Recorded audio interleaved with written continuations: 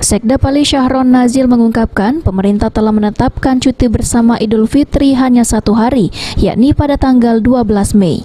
Sementara pada hari Kamis dan Jumat libur nasional, lalu untuk Sabtu Minggu libur bekerja, dan selanjutnya pada hari Senin seluruh ASN sudah masuk seperti hari biasa.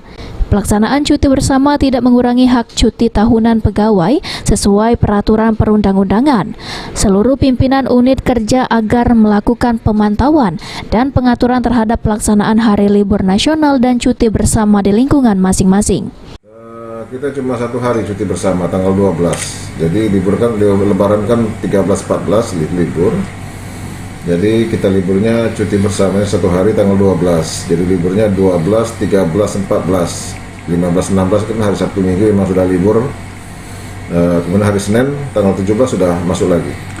Pak, dari Kemendagri Pak, ASN tidak boleh mudik gimana Pak? Ya kalau mereka bilang tidak usah mudik ya tidak usah mudik. Ya, turunlah kita patuhi apa yang diperintahkan oleh pimpinan dari pusat situ. Ada edaran khusus Pak dari Pemkab Paliau untuk ASN Pak? Ya sedang kita ini lagi proses pembuatan surat edaran untuk itu.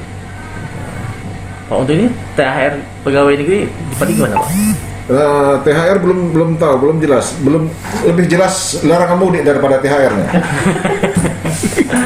Jadi belum jelas THR-nya. Saya tidak mau bicara soal THR dulu, karena saya belum mendapat informasi yang jelas untuk itu.